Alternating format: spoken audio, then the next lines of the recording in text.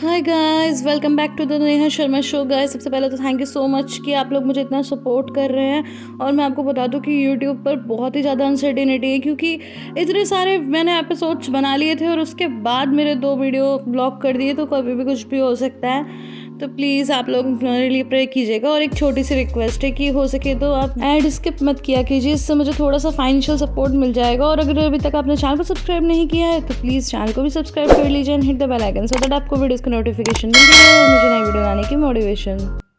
Episode की शुरुआत में हम देखते हैं कि नज़ीर अपने बेटे की एल्बम देख रहा होता है और तभी वहाँ पर आज़मी आ जाता है। तो नज़ीर कहता है कि तुम जानते हो अभी तक तुम जीवित हो, मैंने तुम्हारा कुछ नहीं किया, जबकि तुम्हें एक छोटा सा काम दिया था कि बाहर बच्चों को ले आओ, तुमसे वो भी नहीं हुआ। आज़मी कहता है कि अगर आप चाहो तो अभी भी मुझे पनिशमेंट दे सकते हो, लेकिन वो कहता है कि नहीं, तुम्हारे को समाप्त करके मेरे को क्या मिलेगा, मैं चाहता हूँ कि तुम अपने भाई को समाप्त करो। यानी कि गाइस यहाँ पर वो बोल रहा है मुनीर के बारे में और आज़मी कहता है कि ठीक है। अब नेक्स्ट सीन में हम देखते हैं कि मिस्टर स्वाद कहते हैं कि तुम अभी तक यहाँ क्यों बैठे हो, जाओ जाकर पता करो होटल में कि कैसे पेरिल को पता चला और मेरी नासमझ लड़की ने बाहर की मदद की। अब नेक्स्ट सीन में हम देखते हैं कि साहब कहता है कि यानी मिस्टर स्वाद गिव अप कर चुके थे, लेकिन फिर भी मुनीर ने मदद की और उसने तुम्हें बताया। तो वो कहती है कि हाँ, क्योंकि मेरे पापा से ज़्यादा तो मुनीर मुझे समझता है कि अगर तुम्हें कुछ हुआ तो मैं नहीं रह पाऊंगी। तो ये कहता है कि इसीलिए फैसला मुनीर ने तुम्हारे ऊपर छोड़ दिया कि तुम बताना चाहती हो या नहीं। तो कहती है कि हाँ। तो कहता है उसे गले लगाकर कि तुम्हारा बहुत बहुत धन्यवाद। एक सीन में हम देखते हैं कि येलिस के बच्चे दौड़ते हुए ज़ेदा के पास आते हैं और कहते हैं कि दीदी क्या हम थोड़ी देर के लिए अंदर चले जाएं। और यहाँ पर इसकी मम्मी बहुत रो रही होती है और ज़ेदा उसे संभाल रही होती है। तो वो कहती है कि हाँ बच्चों, तुम अभी अंदर चले जाओ। जाले सबको चाय नाश्ता सर्व कर रही होती है और वहीं हम देखते हैं कि मिसेस हतीजा हलवा बनाती हैं और फिर बाद में यहाँ पर आकर आले भी उनकी मदद करती है। थोड़ी देर में ज़ेदा वहाँ आ जाती है और वो बहुत ही बहकी बहकी बातें करती है और कहती है कि हमें तैयार होने का क्या फ़ायदा है, ये नेल पॉलिश लगाना, पेडिक्योर, मैनिक्योर, ये सब बेकार की चीज़ें हैं जब हमें एक दिन चले ही जाना है। और इस तरह की बातें करने लगती है और उसकी ऐसी बातों से जाले और मिसेस हतीजे बहुत परेशान हो जाते हैं। और मिसेस हतीजे तभी दौड़ते हुए बाहर जाती हैं और मिस्टर अनवर और आरिफ के पास जाकर कहती हैं कि मुझे बहुत डर लग रहा है, मुझे लगता है ज़ेदा की हालत बिल्कुल भी ठीक नहीं है, कहीं वो खुद के साथ कुछ न कर ले। ये सब सुनकर मिस्टर अनवर भी बहुत परेशान हो जाते हैं। फिर हम देखते हैं कि थोड़ी देर बाद मिस्टर यूसुफ वहाँ पर गुजर रहे होते हैं। तो आरिफ कहता है कि बस अब इनकी ही कमी थी। तो मिस्टर अनवर कहते हैं कि देखो बेटा, तुम अपने पापा से बिल्कुल नाराज़ मत हो, क्योंकि तो उन्होंने अपने बेटे को बचाने के लिए किया जो भी किया, वो कभी नहीं चाहेंगे कि उनके एकलौते बेटे के साथ कुछ गलत हो। सीन में हम देखते हैं कि निशान और डोरुक खेल रहे होते हैं और तभी सार्फ वहाँ आता है और कहता है बच्चों थोड़ी देर के लिए बाहर चले। तो वो कहती है कि नहीं, मम्मा मना करेंगी, मैं पहले उनसे पूछ लेना चाहिए। लेकिन सार्फ कहता है कि बेटा मैं भी तो तुम्हारा पिता हूँ, मैंने कह दिया तो मम्मी से पूछने की ज़रूरत नहीं है। लेकिन बच्चे फिर भी मना करते हैं और डोरुक कहता है कि निशान को फीवर भी तो आ रहा है ना, और फिर मैं भी तो बीमार हो जाऊंगा। फिर वो टच करके देखता है लेकिन उसको फीवर नहीं होता। तो उसके बाद में सार्फ हंसने लगता है, कहता है तो बच्चों तुम लोग ठीक कह रहे हो। फिर बातों बातों में वो कहता है कि तुम लोग अपना पुराना घर तरलावाशी मिस करते हो। तो वो कहते हैं कि हाँ हम बहुत मिस करते हैं। फिर डोरुक पूछते हैं कि पापा आपका घर बहुत बड़ा है क्या। तो वो कहता है कि हाँ थोड़ा बड़ा तो है। फिर कहता है कि पता है नानी और नाना जी का घर भी बहुत बड़ा है, उसमें 3-3 कमरे हैं, हम जहाँ रहते थे वहाँ तो एक ही कमरा था। ये सब सुनकर वो मुस्कुराने लगता है। फिर कहता है कि बेटा ज़ेदा दीदी और ये लिज़ ये लोग तुम्हारे पड़ोसी थे, और कौन कौन तुम्हारे पड़ोसी हैं। तो वो कहता है कि आरिफ अंकल और यूसुफ अंकल। तो तुम लोग आरिफ अंकल को मिस करते हो। तो कहती है कि हाँ हम उन्हें बहुत मिस करते हैं, क्योंकि वो बहुत अच्छे इंसान है। पता है एक बार मेरे यहाँ एग्जीबिशन थी तो वो भी मेरे साथ स्कूल में आए थे, क्योंकि मम्मा तो बिजी थी। तो फिर तभी डोरुक एकदम से कह देता है कि पता है फिर निशान दीदी ने कहा कि आरिफ अंकल उनके पापा हैं। ये सुनकर वो एकदम गुस्सा हो जाती है और कहती है कि मैंने ऐसा नहीं कहा। तो वो कहता है कि नहीं यार तुमने कहा है, और दोनों में झगड़ा होने लगता है। तो सार्फ निशान को शांत करता है और कहता है कि कोई बात नहीं बेटा। तो कहती है कि बहुत बेकार लड़का है, ये झूठ बोल रहा है। लेकिन तभी सार्फ उसे गले से लगा लेता है और कहता है कि बेटा ऐसा होता है, लोग कई बार ऐसी चीज़ें कहते हैं जिनसे उनका मतलब नहीं होता, तुम दुखी मत हो, कोई बात नहीं। तो वो रोते हुए कहती कि पापा मैं चाहती थी कि जैसे दूसरे बच्चों के पापा आए हैं स्कूल में वैसे मेरे पापा भी आए, इसीलिए मैंने ऐसा कहा। तो वो कहता है कि कोई बात नहीं बेटा। तो गाइस यहाँ पर वो बाहर को तो नहीं समझ पाया, लेकिन कम से कम अपनी बच्ची को तो समझ गया। थोड़ी देर में डोरुक को एक टैबलेट दिखाई देता है, तो वो कहता है कि पापा मैं ये यूज़ कर लूँ। तो वो कहता है कि बेटा ये तुम्हारी पेरेल आंटी का है, तो तुम्हें पहले उनसे पूछना होगा। तो वो कहते हैं ठीक है। फिर रूम में आने के बाद सार्प कहता है कि तुमने वहाँ पर अपना टैबलेट क्यों छोड़ दिया, तुमने ऐसा इंटेंशनली किया ना। तो वो कहती है कि मैं ऐसा क्यों करूँगी, तुम्हें एक बार उसे चेक कर लेना चाहिए था, उसके अंदर सिम कार्ड नहीं है। फिर बोलता है कि आई एम सॉरी, एक्चुअली मैं नहीं चाहता कि बाहर कोई येलिस के बारे में पता चले। तो पेरिल कहती है कि सिर्फ बाहर और बच्चों कोई खतरा नहीं है, मैं भी तुम्हारे साथ यहाँ पर हूँ, तो मुझे और मेरे बच्चों को भी तो खतरा है, हम अपनी सेफ्टी का ध्यान नहीं रखेंगे। तो इसके बाद सार्प कहता है कि तुम मुझे अपना मोबाइल दे दो, मैं कोई रिस्क नहीं लेना चाहता प्लीज़। फिर वो मोबाइल दे देती है और ये उसे कहीं पर छुपा देता है, लेकिन जब ये छुपा रहा होता है तो पेरिल उसे देख लेती है। अब हमें रात का सीन दिखाया जाता है जहाँ पर ज़ाले, मिसेस हतीजे और ज़ेदा काम कर रहे होते हैं। तभी ज़ाले ज़ेदा से पूछती है कि देखो मुझे बेबी सिटिंग के लिए अभी तक कोई नहीं मिला, क्या तुम आ जाओगी मेरे यहाँ काम करने। तो वो कहती है कि नहीं, अभी मेरी ऐसी कंडीशन नहीं है कि मैं किसी बच्चे को संभाल सकूं। तो फिर मिसेस हतीजे कहती हैं कि बेटा ये अच्छा मौका है, इस तरह तुम बिज़ी रहोगी, अकेले में तुम परेशान रहोगी। लेकिन वो मना कर देती है। थोड़ी देर में कोई डोरबेल रिंग करता है और मिसेस हतीजे दरवाज़ा खोलती है तो मिस्टर एनवर होते हैं और फिर वो ज़ेदा से कहते हैं कि बेटा क्या तुम कुछ दिनों के लिए हमारे साथ आकर रह सकती हो, और अगर तुम चाहो तो हम लोग यहाँ आकर रह सकते हैं, हम नहीं चाहते कि तुम अकेले रहो।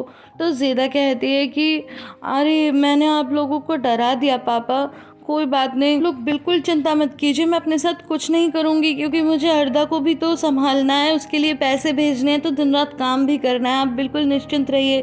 वो तो मुझे कुछ ना कुछ बोलते रहने की आदत है ना, इसलिए मैंने ऐसा कुछ भी बोल दिया, आप बिल्कुल चिंता मत कीजिए। तो ज़ाले कहती है कि ज़ेदा अगर तुम चाहो तो मैं यहाँ रुक सकती हूँ, लेकिन वो कहती है इस घर में तुम कैसे रहोगी बताना, तुम तो परेशान हो जाओगी। कोई बात नहीं, तो मेरी फ़िक्र मत करो। तो वो कहती है अगर किसी चीज़ की ज़रूरत हो तो तुम मुझे ज़रूर कॉल करना। तो वो कहती है ठीक है, मैं ज़रूर तो आप लोगों को बताऊंगी, आप बिल्कुल निश्चिंत रहिए। और उस दोनों का कोट पिला कर दे देती है और फिर वो लोग वहाँ से चले जाते हैं। सबके जाने के बाद ज़ेदा बहुत रोती है।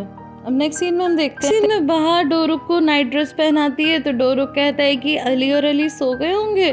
तो फिर वो कहती है अली और उमर हैं। तो वो बोलता है क्या फ़र्क पड़ता है, दोनों एक जैसे ही तो हैं, सेम नोज़ है, सेम लेग्स हैं। तो ये सब सुनकर बाहर और इंसान हंसने लगते हैं। थोड़ी देर में बाहर किसी काम से चली जाती है, फिर वो दोनों पास पास लेटे होते हैं। तो थोड़ी देर में डोरुक कहता है कि मैं तो जा रहा हूँ। तो वो बोलती है कहाँ जा रहे हो। डोरुक बोलता है कि मैं तो अपने पापा के पास सोने जा रहा हूँ। तो कहती है कि तू ऐसा नहीं कर सकता, पता है फिर मम्मी कितनी नाराज़ हो जाएंगी, मत जा। तो कहता है कि वो मुझसे कभी नाराज़ नहीं हो सकती, और फिर वो जाने लगता है। लेकिन तभी उसे उमर और अली का रूम खुला मिल जाता है। तो वो जाता है रूम के अंदर और दोनों में से एक को पिंच करके भाग आता है और फिर आकर के सार्प के रूम में चला जाता है और इधर वो बच्चे रोने लगते हैं।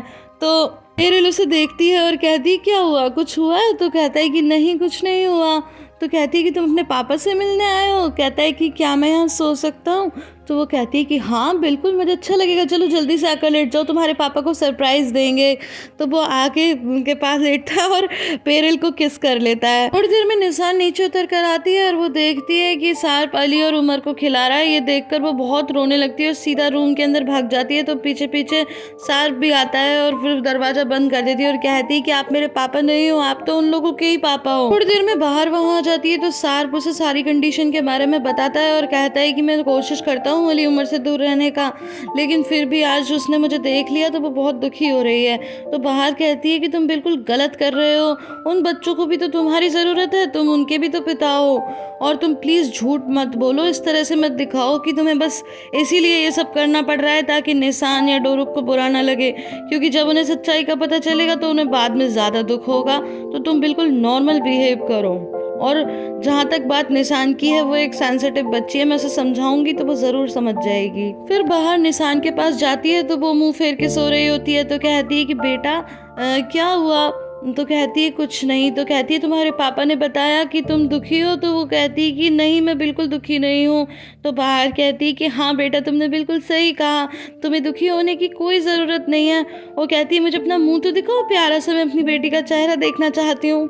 फिर कहती है कि बेटा एक बात बताओ, अगर मैं डोरुक को प्यार करती हूँ तो इसका मतलब ये थोड़ी है कि मैं तुम्हें प्यार नहीं करती, या फिर तुम अगर अपनी नानी नाना जी से प्यार करती हो तो इसका मतलब ये थोड़ी है कि मुझसे या डोरुक से प्यार नहीं करती। एक इंसान का दिल बहुत बड़ा होता है, वो बहुत सारे लोगों को एक साथ प्यार कर सकता है। ऐसे तुम जैसे उनकी बेटी हो और डोरुक भी तुम्हारे पापा का बेटा है, उसी तरह वो दोनों भी उनके बच्चे हैं और वो दोनों तुम्हारे भी तो भाई हैं। सोचो कितना बड़ा परिवार होगा अच्छा, जहाँ 4-4 बहन भाई हैं, तुम कितनी किस्मत वाली हो।